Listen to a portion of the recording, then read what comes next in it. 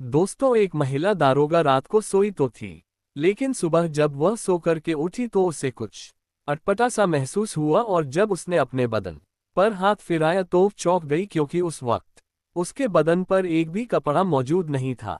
दोस्तों, वो पूरी तरीके से निर्वस्त्र अवस्था में पलंग पर पड़ी हुई थी और जब वह उसकी नज़र साइड में चल रहे टीवी पर जाती है तो वह उसकी आंखें फटी की फटी रह जाती है। वह शॉक्ड रह जाती है क्योंकि उस टीवी में उस वक्त जो वीडियो चल रहा था वह उसी का वीडियो था जिसमें वह पूरी तरीके से न्यूड थी और उसके साथ कोई व्यक्ति संबंध बना रहा था। दोस्तों, और तभी रूम का दरवाजा खुलता है और एक व्यक्ति अंदर प्रवेश करता है और उस व्यक्ति को जब वह महिला दारोगा देखती है तो उसकी आंखें फटी की फटी रह जाती है। दोस्तों, कौन था वह व्यक्ति और क्या हुआ था उस महिला दारोगा के साथ? एक दिल को दहला देने वाली और मन को झकझोर देने वाली एक सत्य घटना लेकर के आज मैं आपके सामने हाजिर हुआ हूं। दोस्तों, नमस्कार दोस्तों, मैं विक्रम आपका भाई आपका दोस्त हाजिर हूं फिर से एक और सच्ची घटना लेकर। चैनल को सब्सक्राइब नहीं किया है तो अभी सब्सक्राइब कर लीजिए, बेल आइकॉन प्रेस करना ना भूले, वीडियो को लाइक करके जाना। दोस्तों, कमेंट बॉक्स में जरूर बताना कहानी कहां से देख रहे थे, कहानी कहां से सुन रहे थे और यह मेरी अपने प्यारे सब्सक्राइबर का नाम और किसी एक खास विशेष का आज जन्मदिन है, उससे जन्मदिन की बधाई भी देंगे। दोस्तों, आज बैकग्राउंड को थोड़ा सा इग्नोर कीजिएगा, बारिश काफी ज्यादा हो रही है। आउटडोर वीडियो शूट मैं कर नहीं पाया और घर के अंदर भी नहीं कर सकता था क्योंकि बिजली भी गोल है सुबह से, इसलिए मुझे मजबूरन बस ऐसे बैकग्राउंड में वीडियो शूट करना पड़ रहा है। आपको हुई असुविधा के लिए मैं क्षमा चाहता हूं। आइए चलते हैं कहानी पर। उत्तर प्रदेश का एक शहर लखनऊ। दोस्तों, और लखनऊ के पुलिस मुख्यालय में तैनात एक महिला दारोगा जिसका नाम होता है सुनीता उपाध्याय, वह वहां पर 2 सालों से नौकरी कर रही थी। परिवार में उसका एक पति था और एक बेटा था। 7 साल का पति जो था वह सरकारी नौकरी में पदस्थ था, ग्राम सेवक के पद पर, और उसकी नौकरी थी लखनऊ से 100 किलोमीटर दूर, इसलिए वह अपने बेटे के साथ वहीं पर रहा करता था। और महिला जो थी सुनीता उपाध्याय जो दारोगा थी वो पुलिस मुख्यालय लखनऊ में ही रहा करती थी। उसे वहां पर क्वार्टर अलॉट कर दिया गया था। दोस्तों, बात कर रहा हूं 20 जनवरी 2016 की, जब पुलिस स्टेशन में वायरलेस आता है और एक जगह पर हुड़दंग की खबर आती है। तुरंत पुलिस दल पुलिस मुख्यालय से रवाना होता है और उसमें जो होती है सुनीता उपाध्याय भी मौजूद होती है। और वहां जाने के बाद स्थिति कुछ ऐसी बन जाती है कि वहां पर लाठीचार्ज हो जाता है और लाठीचार्ज के दौरान कई लोग उसमें से घायल हो जाते हैं। दोस्तों, और जब उनको उपचार के लिए अस्पताल भेजा जाता है तो उसमें से 2 लोगों की मृत्यु हो जाती है। मामला मीडिया में जब पहुंचता है, मामला इतना बड़ा हो जाता है कि जो पुलिस वाले उस वक्त वहां पर संभालने के लिए गए थे, वहां पर ड्यूटी पर जो गए थे, उन लोगों को लाइन हाजिर कर दिया जाता है और उसमें सुनीता उपाध्याय भी था, जिसे लाइन हाजिर कर जवाब मांगा गया था। और लाइन हाजिर होने के बाद इन सभी पर इंक्वायरी बैठती है। दोस्तों, और इंक्वायरी बैठती है तो ये जो होती है सुनीता उपाध्याय, ये काफी डर सा जाती है। इसे सस्पेंड होने का, अपनी नौकरी जाने का तक डर सताने लगता है और उसी की मदद मांगने के लिए जिस थाने में ये तैनात थी, उसी थाने के जो इंचार्ज होते हैं थाना SHO, उनके पास जाती है, जिनका नाम था कुलदीप यादव।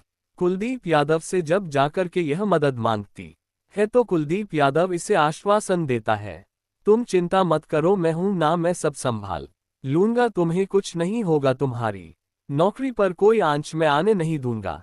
दोस्तों, यहाँ बताने वाली बात यह थी कि सुनीता उपाध्याय पुलिस की नौकरी में आ तो गई थी, वो दारोगा तो बन गई थी 2 स्टार, ऐसा ही तो वो थी, लेकिन वो देखने में काफी सुंदर थी, उसका शरीर भी काफी आकर्षक था। उसे कोई भी देखने के बाद यह नहीं कह सकता था कि ऐसी लड़की भी पुलिस की नौकरी में हो सकती है। ऐसी लड़कियां तो मॉडलिंग करती है, फैशन के सेक्टर में जाती है, फिल्म इंडस्ट्री में जाती है, इस प्रकार से वो दिखने में सुंदर थी। दोस्तों, और उसे देखकर जो थाना इंचार्ज होता है कुलदीप यादव, उसका भी मन मचल जाता है। दोस्तों, और वह उसकी इस मजबूरी का फायदा उठाने की सोचता है। और 3 फरवरी 2016 की वह शाम होती है दोस्तों, जब कुलदीप यादव फोन लगाता है सुनीता उपाध्याय को और फोन पर सुनीता से कहता है कि तुम्हारे केस के सिलसिले में तुमसे कुछ डिस्कशन करना है, क्या तुम मेरे क्वार्टर पर आ सकती हो। सुनीता कहती है जी सर। इस वक्त तो उससे कहता है कि हाँ, आधे घंटे के अंदर तुम पहुंच जाओ। सुनीता जो होती है वो अपने बड़े साहब का ऑर्डर फॉलो करती है और सवाल उसकी नौकरी का भी था, उसी के मतलब का काम था। सुनीता जो है वो जाग के पहुंचती है कुलदीप यादव के क्वार्टर पर, और जब वो कुलदीप यादव के क्वार्टर पर जाकर के पहुंचती है, दरवाजा नॉक करती है तो अंदर से आवाज आती है, हाँ खुला है, अंदर आ जाओ। सुनीता जो है वो अंदर जाती है तो क्या देखती है, कुलदीप यादव ड्राइंग रूम में बैठा शराब पी रहा होता है। उसके सामने मेज पर शराब की बोतल और 2 गिलास रखे हुए थे, कुछ चखना रखा हुआ था, उसका पैक ऑलरेडी भरा था, वो शराब पी रहा था। ये सब देख थोड़ी सी असहज सी हो जाती है सुनीता, लेकिन कुलदीप जो होता है वो सुनीता से कहता है, अरे फॉर्मेलिटी करने की जरूरत नहीं, यहाँ मैं तुम्हारा साहब नहीं हूँ, तुम्हारा बॉस नहीं हूँ, वो सब ऑफिस में, पुलिस स्टेशन में आओ, बी फ्रैंक, यहाँ आकर के बैठो। सुनीता आकर के सोफे पर बैठ जाती है कुलदीप के बाजू में और कहती है, हाँ सर कहिए, कैसे याद किया आपने, कैसे बुलाना हुआ। कुलदीप इस पर कहता है कि देखो, तुम्हारी नौकरी के सिलसिले में ही तुम्हें बुलाया है मैंने, ऊपर तुम्हारे लिए बात कर ली है और तुम्हें टेंशन लेने की बिल्कुल भी जरूरत नहीं है, तुम्हारे पर आंच नहीं आएगी, तुम्हारा काम हो जाएगा, तुम्हारी नौकरी सुरक्षित रहेगी। इस पर जो होती है सुनीता वो उसे थैंक्स कहती है, तो तब तक कुलदीप गिलास में शराब डाल चुका था और डालने के बाद सरका देता है सुनीता की और सुनीता से लेने का आग्रह करता है। सुनीता संकोच कर रही थी अपने बॉस का, वह मना करती है, लेकिन कुलदीप उस पर प्रेशर डालता है। उसे पता था कि पुलिस महकमे में 80 पर लोग शराब पीते ही हैं, वो सुनीता पर भी जोर डालता है और सुनीता मजबूर हो जाती है पैग लेने के लिए। सुनीता जब एक पैग लेती है, पीते हुए दोनों की बातचीत होती है। कुलदीप उससे फ्रैंक होने की कोशिश करता है, पूछता है परिवार में कौन है, कहाँ है, क्या करते हैं, और सुनीता भी जब उससे पूछती है तो बताता है कि मेरा परिवार भी कानपुर में रहता है, मैं यहाँ पर सिर्फ अकेला ही रहता हूँ। इस प्रकार से बातों का दौर शुरू होता है, एक के बाद दूसरा और दूसरे के बाद तीसरा। अब तक सुनीता 3 पैक शराब पी चुकी थी और 3 पैक शराब पीने के बाद सुनीता अच्छे खासे नशे में आ चुकी थी दोस्तों। और इसी मौके का फायदा उठाकर कुलदीप अपनी जगह से उठता है और सुनीता के करीब जाकर के बैठ जाता है। सुनीता थोड़ी सी सकुचा आती है कुलदीप और आगे बढ़ता है, उसके कंधों पर हाथ रखता है, सहलाने लगता है। सुनीता को कुछ समझ नहीं आता कैसे रिस्पॉन्ड, कैसे मना करे, क्योंकि वह तो मजबूरी में भी फंसी हुई थी और शराब का जो नशा उस पर चढ़ा था और पति से वह दूर रहा करती थी, तो उसके भी कदम हल्के हल्के से बहकने लगे थे दोस्तों। उस पर भी खुमारी सी छाने लगी थी और फिर भी वह कुलदीप को रोकने की कोशिश करती है, कुलदीप को मना करने की कोशिश करती है, लेकिन कुलदीप जो है उस पर प्रेशर बनाते चला जाता है, उसे कन्विंस करने की कोशिश करता है कि सुनीता कुछ नहीं होगा, किसी को पता नहीं चलेगा, यहाँ तुम्हारे और मेरे अलावा है ही कौन, जो होगा हम दोनों के बीच ही होगा, और तुम घबराओ मत, एक बार की ही तो बात है, जो होता है हो जाने दो, ना जाने कैसे सुनीता भी कन्विंस हो जाती है, उसकी बातों में आ जाती है। उसके बाद एक एक पैक शराब का दौर और चलता है और उसके बाद कुलदीप यादव जो होता है सुनीता को लेकर के अपने बेडरूम रूम में चला जाता है दोस्तों, और बेडरूम में जाने के बाद उसे निर्वस्त्र कर खुद भी निर्वस्त्र होकर बेड पर चले जाते हैं और उसके बाद वो उस पर छाता चला जाता है और उसके साथ संबंध स्थापित कर लेता है, नाजायज ताल्लुकात स्थापित कर लेता है दोस्तों। सुनीता भी उस समय भरपूर नशे में थी और वह भरपूर खुलकर के कुलदीप का साथ तो दे रही थी, लेकिन वो इस वक्त होश में नहीं थी और सारी रात ये भावनाओं का, ये वासना का दौर इसी प्रकार चलता है दोस्तों।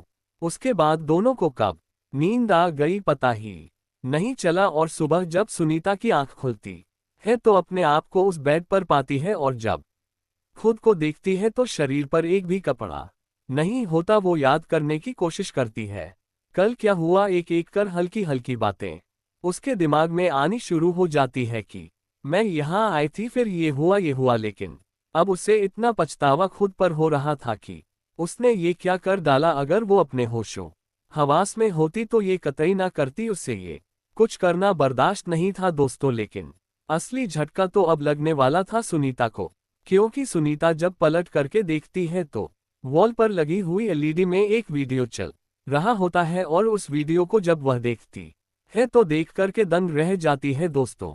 उस वीडियो में खुद सुनीता ही नजर आ रही थी, और सुनीता अब उस वीडियो में ये देख सकती थी कि उसके साथ रात को क्या क्या हुआ, क्योंकि उस कमरे में रात को जो कुछ भी हुआ सुनीता खुद को उस वीडियो में निर्वस्त्र देख पा रही थी, और यह भी देख पा रही थी कि उसके साथ उसी का बॉस कुलदीप यादव थानेदार क्या कर रहा है, वह संबंध बना रहा है। पूरा लाइव वीडियो उसने उसमें कैप्चर कर लिया था दोस्तों, और इस वक्त वो टीवी में चल रहा था।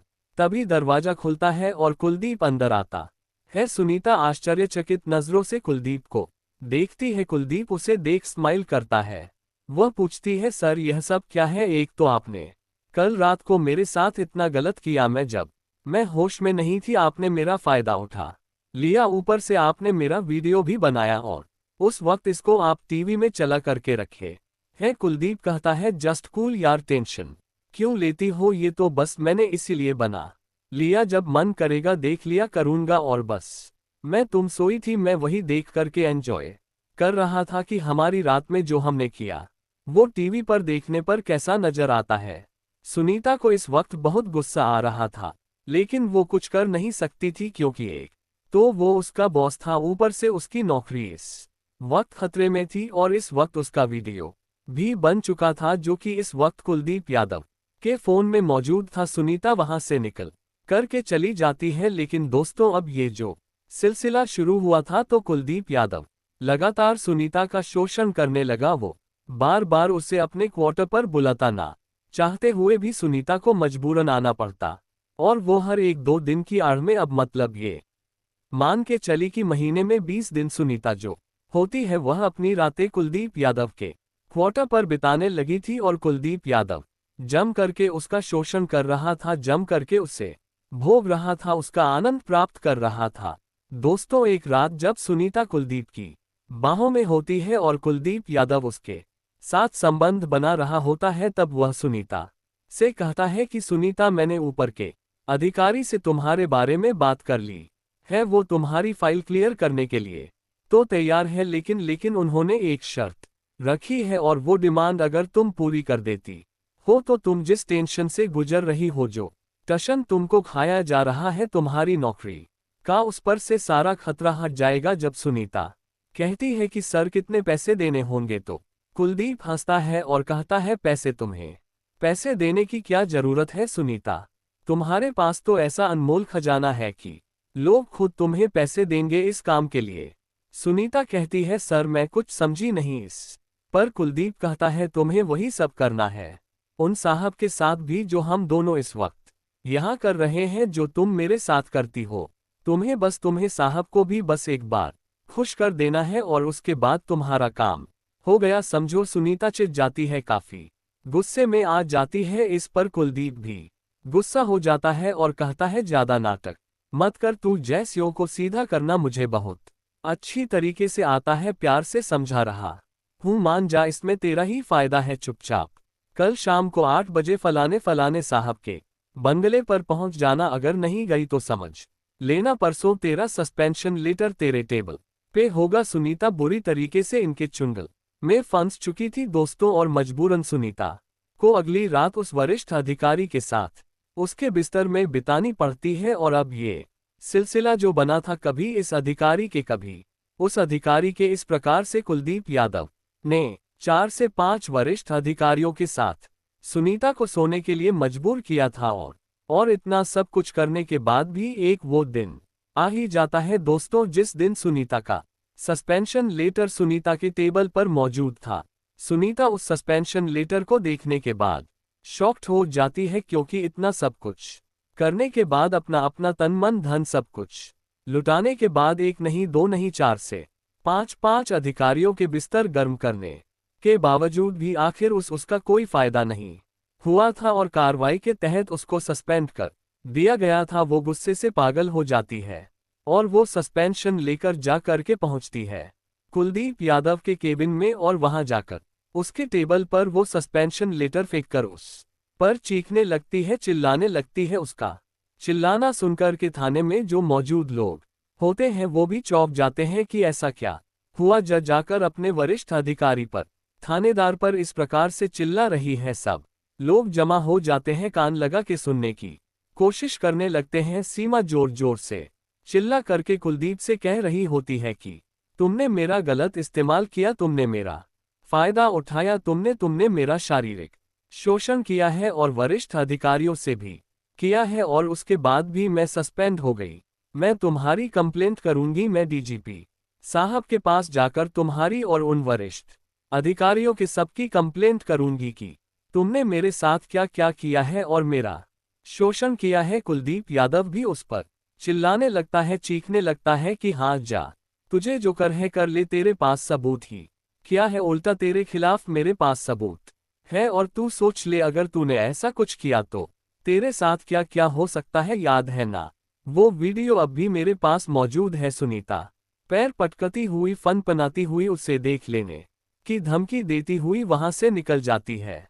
दोस्तों, अब थाने में सभी लोगों को ये सब कुछ अंदर खाने पता चल चुका था कि सुनीता के और थानेदार कुलदीप यादव के बीच क्या चल रहा है। जरूर कुछ ना कुछ अंदर खाने की बात है, कुछ ना कुछ गड़बड़ है। बातों से और लड़ाई झगड़े से समझ आ गया था सब एक दूसरे से का नाफसी खुसर फुसुर कर रहे थे।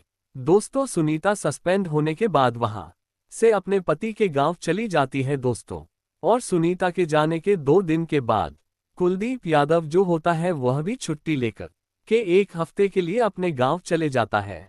सुनीता को गए अभी 5 दिन ही हुए थे कि एक व्यक्ति आकर के पहुंचता है थाने में और वहां पर आके सुनीता के बारे में जानकारी जुटाने की कोशिश करता है। जब वो वहां पर बैठे एक सिपाही के पास जाता है और पूछता है कि मैं सुनीता जी से मिलना चाहता हूं, सुनीता उपाध्याय से उनका क्वार्टर कौन सा है और वो इस वक्त ड्यूटी पर कहां पर है। तो वो सिपाही जो होता है आश्चर्य से उसकी ओर देखता है और उससे पूछता है कि आप कौन हैं भाई साहब। तब वो कहता है, जी मैं उनका पति अजय उपाध्याय हूं और सुनीता से 4 दिन से मेरी बात नहीं हो रही है, उनका फोन भी स्विच ऑफ आ रहा है, इसलिए मजबूरी में मुझे यहां तक आना पड़ा उसका पता करने के लिए। इस पर सिपाही चौंक जाता है और वो उससे कहता है कि देखिए भाई साहब, ऐसा है कि सुनीता मैडम तो सस्पेंड हो चुकी है, पिछले हफ्ते ही सुनीता मैडम को सस्पेंड हुए तो 5 दिन बीत चुके हैं और 4 दिन पहले ही वो यहां से यह कहकर गई है कि वो आप ही के पास जा रही है, लेकिन उसका जो पति होता है कहता है मेरे पास तो आई नहीं और उसका फोन भी बंद दिखा रहा है। मामला चौंका देने वाला था दोस्तों। बात चिंता की थी, अगर सुनीता अजय के पास नहीं गई तो सुनीता आखिर गई कहां। कुलदीप यादव इस वक्त छुट्टी पर था और दूसरा इंचार्ज जो इस वक्त थाने का चार्ज संभाल रहा था जाकर के अजय उपाध्याय उनसे मिलता है और मिलकर के अपनी सारी बात बताता है। वो जो इंचार्ज होते हैं जिनका नाम होता है सुरेंद्र कुलकर्णी, वो अजय से कहते कि आप एक एफआईआर तुरंत लिखवाए थाने में, हम सुनीता का फोन सर्विलांस में डालते हैं और पता करते हैं कि मामला क्या है। एफआईआर दर्ज होती है दोस्तों और पुलिस तफ्तीश में लगती है। सुनीता का फोन सर्विलांस पर डाला जाता है और सर्विलांस पर डालने के बाद सुनीता का जो लास्ट लोकेशन दिखा रहा था वह कानपुर देहात का दिखा रहा था दोस्तों, और वहां पर एक लोकेशन पर पहुंचने के बाद सुनीता का फोन बंद हो गया था। पुलिस का एक दल वहां पर जाकर के पहुंचता है, लेकिन वहां पर पुलिस को कुछ भी नहीं मिलता। पुलिस लौट आती है वापस लखनऊ। 2 दिनों के बाद एक सरोवर से पुलिस को एक महिला की बॉडी प्राप्त होती है दोस्तों, और उस बॉडी के शिनाख्त के लिए जब अजय को बुलाया जाता है तो अजय उसकी शिनाख्त कर लेता है। वह सुनीता उपाध्याय ही थी दोस्तों, वो सुनीता उपाध्याय का ही मृत्युदेव था। अब सवाल ये था पुलिस के सामने कि सुनीता यहां पहुंची कैसे, जब सुनीता का लास्ट लोकेशन कानपुर देहात दिखा रहा है और कानपुर देहात से लग 50 से 60 किमी दूर यह सरोवर था जहां पर उसकी डेथ बॉडी मिली थी पुलिस को। पुलिस अब अपनी तफ्तीश इसमें आगे बढ़ती है और सुनीता उपाध्याय के कॉल डिटेल्स निकाले जाते हैं और कॉल डिटेल्स उसका सीडीआर जब निकाला जाता है दोस्तों तो उसके फोन पर लास्ट कॉल एक पीसीओ से आया था, और उस पीसीओ की जब शिनाख्त की जाती है तो वह पीसीओ कानपुर देहात का ही था। कानपुर देहात के उस पीसीओ पर जब पुलिस जाकर के पहुंचती है तो पीसीओ पर से तो अनेकों लोग आते हैं और कॉल करके जाते हैं दोस्तों वहां से पुलिस को उस व्यक्ति का सुराग तो नहीं मिलता। इधर अजय उपाध्याय परेशान था कि उसकी बीवी वहां जाग गई तो कैसे गई, उसने आत्महत्या करी तो क्यों करी, क्योंकि पुलिस इस केस को आत्महत्या के ही एंगल से देख रही थी दोस्तों। लेकिन जब बार बार अजय थाने आता था इस बारे में, इस कार्रवाई के बारे में जानने के लिए, पूछने के लिए, तो वहां पर एक महिला सिपाही होती है और वह महिला सिपाही अजय से कहती है कि मुझे आपसे कुछ अर्जेंट बात करनी है, आप जरा बाहर आइए। और बाहर ले जाने के बाद अजय से कहती है कि देखिए, जो मैं अभी आपको बताने वाली हूं उसे ध्यान से सुनिए, लेकिन आपसे बस एक रिक्वेस्ट है कि मेरा नाम कहीं बीच में नहीं आना चाहिए, क्योंकि मुझे तो यही नौकरी कर नहीं है, हो सकता है शायद मेरी जानकारी से आपको कोई हेल्प मिल जाए। और जब अजय उसे आश्वासन देता है कि आपका नाम बीच में नहीं आएगा, तब वह महिला उससे कहती है कि देखिए, मुझे शक है कि सुनीता ने आत्महत्या नहीं की, सुनीता का मर्डर हुआ है। ये सुनकर ये चौंक जाता है। वो कहता है ये आप क्या कह रही हैं। तब वो महिला जो होती है वह जैसे वो सारा वाकया कह सुनाती है जो उस दिन पुलिस स्टेशन में घटित हुआ था दोस्तों, जब वो कुलदीप यादव के चेंबर में गई थी और वहां जब दोनों की बहस हुई थी और लड़ाई हुई थी, उस सारी बात अजय को कह सुनाती है। अब अजय के भी दिमाग की घंटी बजती है, वो भी सोच रहा होता है कि जरूर कुछ ना कुछ सुनीता के साथ गलत हुआ है और ये जो भी कुछ हुआ है इसमें कुलदीप यादव का कहीं ना कहीं हाथ है। अजय जो होता है वह जाकर के सीधा कुलदीप यादव के विरुद्ध में एफआईआर लिखवाना चाहता है थाने में कि उसकी पत्नी की हत्या हुई है और उस हत्या के पीछे कुलदीप यादव है। लेकिन कुलदीप यादव एक थानेदार था, उसका रौब था, उसकी ऊपर तक पकड़ थी। पुलिस उसके खिलाफ एफआईआर लिखने में आनाकानी कर रही थी और जब का काम ना बनता देख अजय जो होता है वह भी एक सरकारी कर्मचारी था दोस्तों, सब कानूनी दांव पेच वो भी जानता था। वह मीडिया में जाता है दोस्तों और मीडिया में जब ये मामला जाता है, मामले को तूल पकड़ता देख वरिष्ठ अधिकारी जो होते हैं तुरंत एफआईआर दर्ज करने का आदेश देते हैं और एफआईआर दर्ज की जाती है और छानबीन शुरू होती है। और छानबीन शुरू होने के बाद उस पीसीओ के आसपास की सीसीटीवी फुटेज जुटाने की कोशिश करते हैं जहां से लास्ट कॉल की गई थी सुनीता को। और जब एक घर से बाहर की ओर एक कैमरा लगा हुआ था, उसकी सीसीटीवी फुटेज जब निकल करके सामने आती है तो कुलकर्णी साहब भी चौंक जाते हैं दोस्तों, क्योंकि कुलदीप यादव साफ नजर आ रहा था उस फुटेज में उस पीसीओ में जाकर के फोन करने के दौरान। और जब टाइम मैच किया जाता है तो ये वही समय था जिस समय कैमरे में जो टाइम दिखा रहा था और जिस समय सुनीता के फोन पर लास्ट कॉल आया था, दोनों का टाइमिंग मैच हो रहा था। पुलिस की सोई पूरी तरीके से कुलदीप यादव पर घूम जाती है। कुलदीप यादव इस वक्त छुट्टी पर अपने गांव में था। पुलिस का एक दल तुरंत रवाना होता है और कुलदीप यादव अरेस्ट करके थाने में लाया जाता है दोस्तों। और थाने में लाने के बाद कुलदीप यादव से जब पूछताछ की जाती है उसे आरोपी बनाया जाता है। पहले तो वो पुलिस को बहुत घुमाने की कोशिश करता है, क्योंकि वो खुद भी एक पुलिस वाला था, उसे सब कुछ पता था, लेकिन पुलिस के आगे वो भी नहीं टिक पाता और टूट जाता है।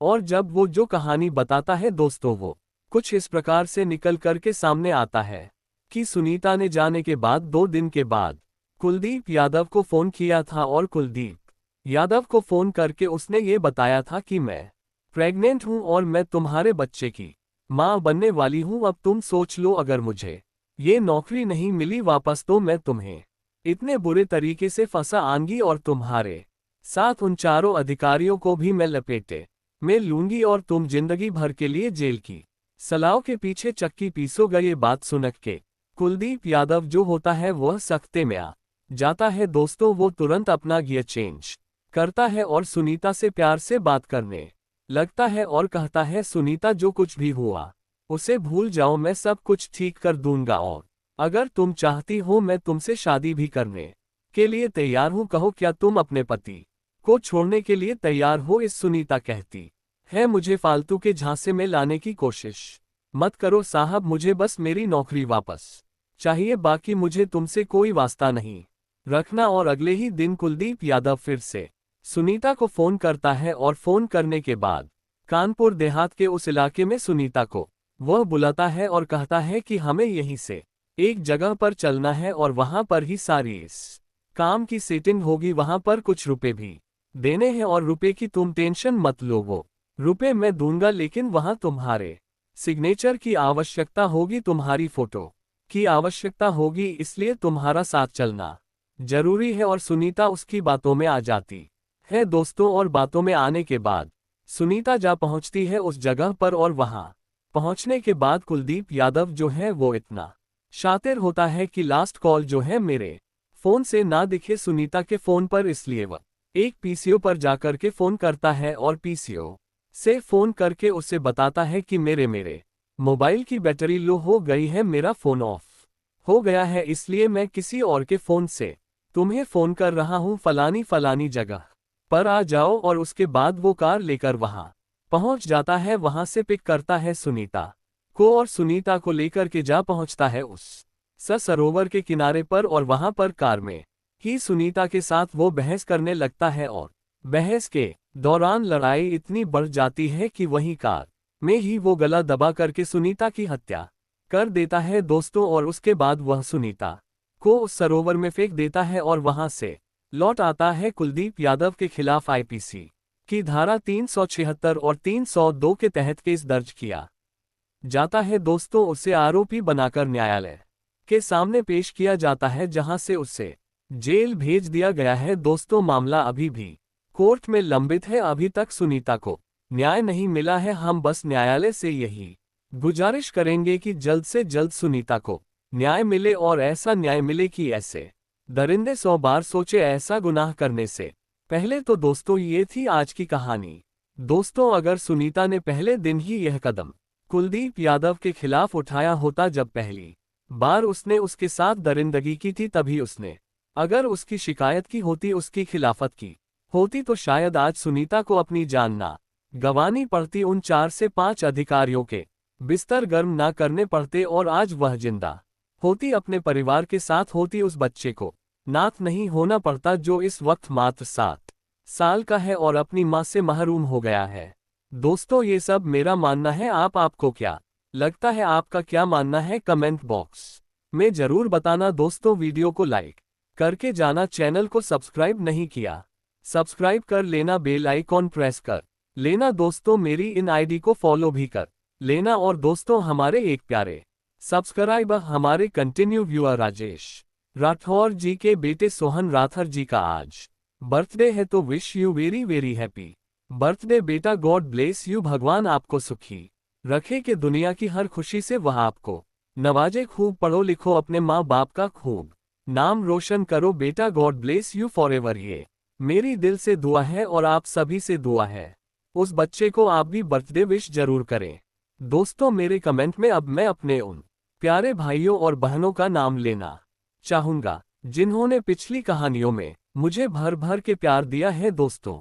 शैलेश मिश्रा जी गोरखपुर उत्तर प्रदेश से, हाजी शौकत पटेल इंदौर मध्य प्रदेश से, रिवाराम राजपूत नरसिंहपुर मध्य प्रदेश से, तमीज आलम अरिया बिहार से, हीरा मासी जी गुरदासपुर पंजाब से, ओम प्रकाश चौधरी खाटू श्याम जी राजस्थान से, पवन कुमार जी बिहार से, गुड्डू सिंह कानपुर से, केरी सोमानी जी सूरत गुजरात से, चंदन नरगेश धाम एमपी से, राव मोहम्मद यासीन लाहौर पाकिस्तान से, राजेश राठौर जी मुंबई से, अजयपाल नागर नोएडा से, माली सोनकर पुणे महाराष्ट्र से, डॉक्टर हरजीत जी भटिंडा पंजाब से, मनमोहन सिंह जी न्यू दिल्ली से, ललित त्यागी जी हेतराम जी जिला भरतपुर राजस्थान से, गुरुदत्त जी राय बरेली से, अहमद अली सीतापुर उत्तर प्रदेश से, मुन्ना प्रसाद गुप्ता जी भागलपुर से, डॉक्टर ओम प्रकाश उपल मोगा पंजाब से, पूनम जी सोनीपत से, शारदा शर्मा जी उझानी से, राम स्वरूप जी आगरा उत्तर प्रदेश से, रवि बान सिंह जी कानपुर उत्तर प्रदेश से, पुरुषोत्तम रामावत जी सिलवासा से, दादर नागर हवेली से, राम कुमार चौधरी सूरत गुजरात से, मोहम्मद नासिर मुंबई से और सरवण कुमार चूरू राजस्थान से। तो दोस्तों आप सभी का दिल से कोटि कोटि धन्यवाद। बस इसी प्रकार से अपना सपोर्ट और अपना प्यार मेरे साथ बनाए रखिए। मेरी आईडी को फॉलो करना ना भूले दोस्तों। वीडियो को लाइक चैनल को सब्सक्राइब करके जाना, कमेंट में जरूर बताना कहानी कहाँ से देख रहे थे, कहाँ से सुन रहे थे। अपना और अपने परिवार का बहुत ध्यान रखिए, सजग रहिए, सावधान रहिए। मिलते हैं कल एक और नई कहानी के साथ। धन्यवाद। जय हिंद।